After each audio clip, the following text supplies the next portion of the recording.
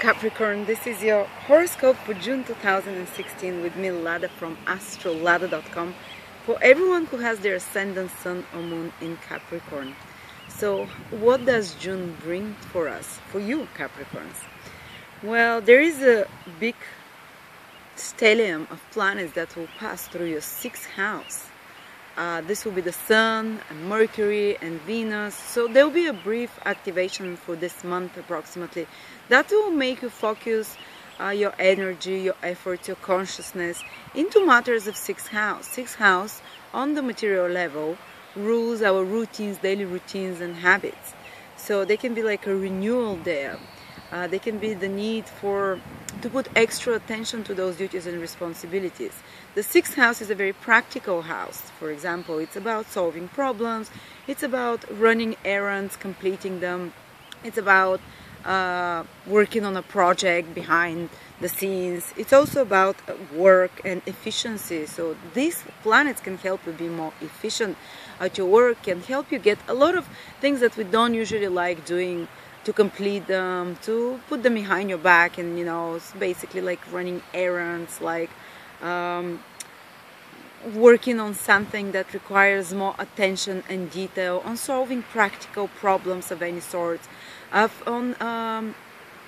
the 6th house is the house of practicality, how we use our practical mind to arrange our daily activities, to arrange our work, how efficient. It can be a great time for spring cleaning, for example, or a great time for purging, a great time for going on a diet, because 6th house rules the smaller intestine, and that's where 75% of all the illnesses come from. So kind of a cleansing there, or even changing your diet in some way, changing your daily routines in some way. And you might have a few surprises, because those planets in the 6th house that are focusing on those matters, on daily routines, on more efficiency, on getting things done, on completing things, on basically doing something that requires work, that requires a lot of attention, rational work that requires a lot of attention to detail. There might be some stresses that accompany this process. Something might escalate, especially the first 2 weeks of June, because those planets in your 6th house are part of a configuration in June, the first 2 weeks, that is called Grand Square. So having the work that you're doing, the duties, the daily responsibilities, your health routines and health regimes that you're having, they might be a little bit stressed, pressure that you might be a bit more, mentally more reactive, so to speak. There can be, more pressure from those areas of your life to change in that direction, because all those other planets on the cross are triggering those 3 planets that will be passing in your 6th house and asking for certain changes, asking your daily routines might be somehow disrupted, but only for you to improve them, to renew them, to change them in some more productive way, whether it's your health routines, whether it's your work routines, whether it's the circumstances and the environment at your own work. You can even create some tensions with people and in communications with others, because the planets that are giving the difficult aspects to those in the 6th house that are calling for a change are situated in your 3rd and 9th house, which is the house of communications with others, your opinions versus other people's opinions. So there can be some tension there that you experience the first 2 weeks. And a direct confrontation is never the ultimate way to deal with matters, but definitely they will bring to your consciousness how you can transform, how you can change your communications, how you can change also how you have to learn to balance the first 2 weeks in June. You have to balance between your opinions and other people's opinions about your point of view and other people's point of view.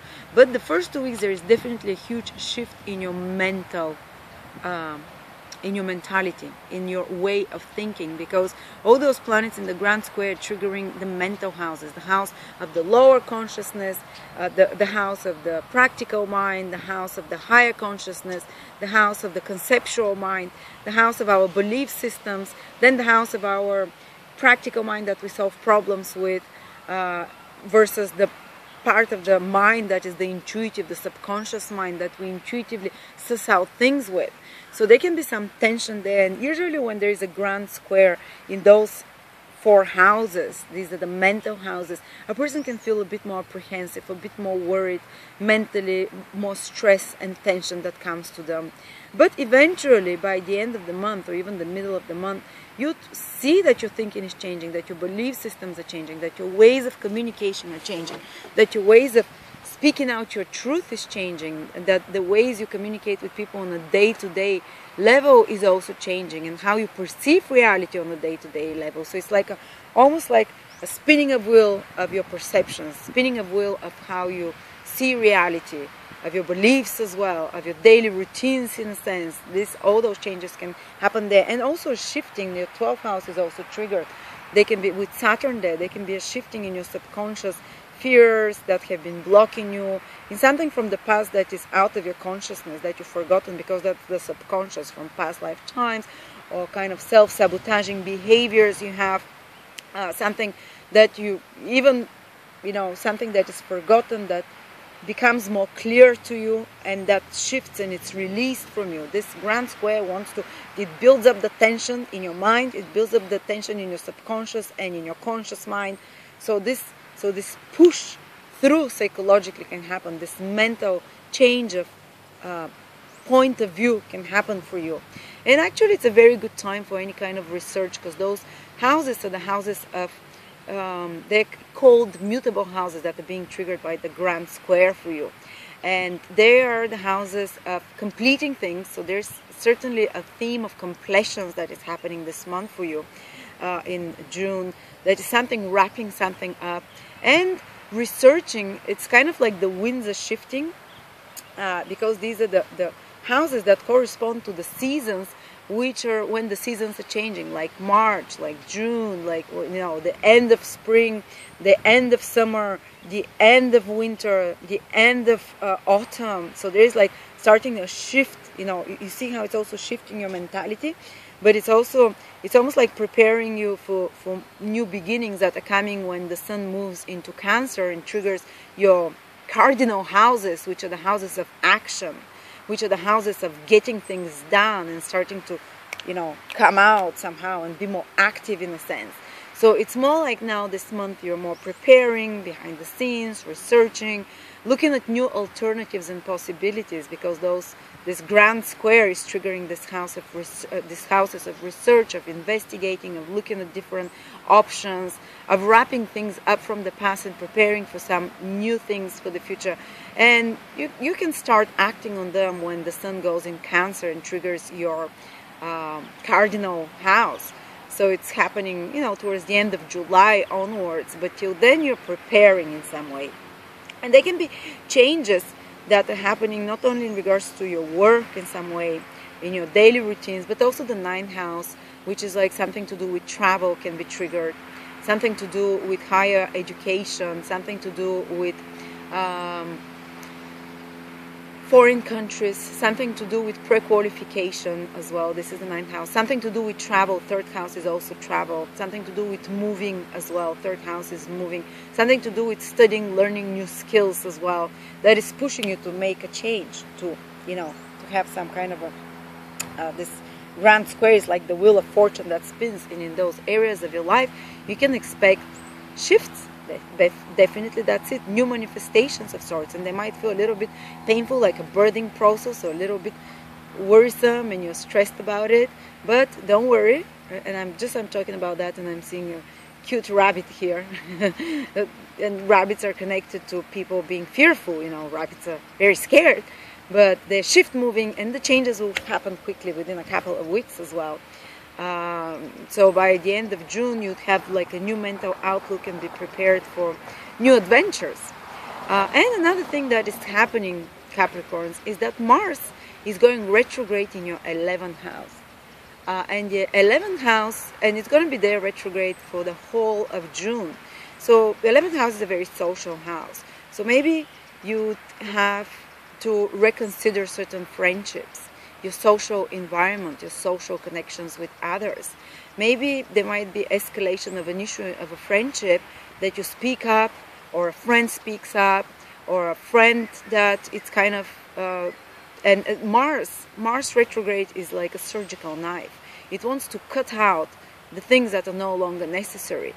And it's in the sign of Scorpio. It's a very transformational sign. So even if there's some power struggles or issues that happen between you and your social circle and friends, by the time Mars starts moving direct, which is from July onwards, you'd be starting to see the resolution of those issues. You'd start seeing the untangling of the knots there. And some friendship you'd have to revise them, to change the rules of those relationships and friendships and those social situations. Well, some of those you might have to fully remove them from your life. But don't worry, the universe knows what it's doing.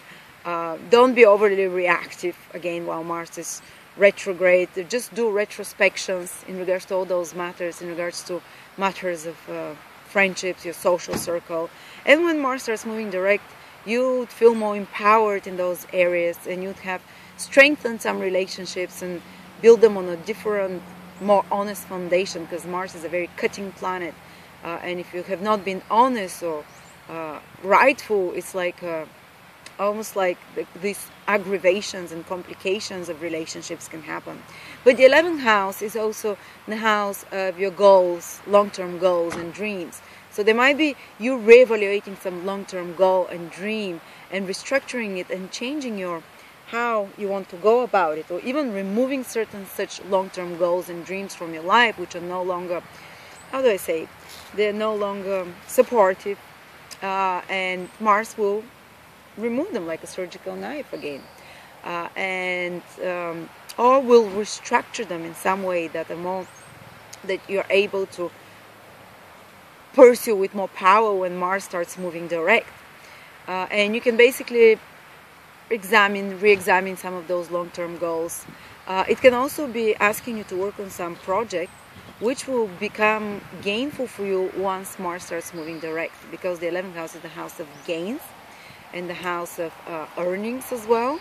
So it might be asking you to re-examine your gains and earnings and where you receive those from, and to reevaluate those, and to work extra hard on something, a project, to complete it, to end it, to put the finishing touches, to improve it, to change it in some way, which will bring more gainfulness into your life once Mars starts moving direct.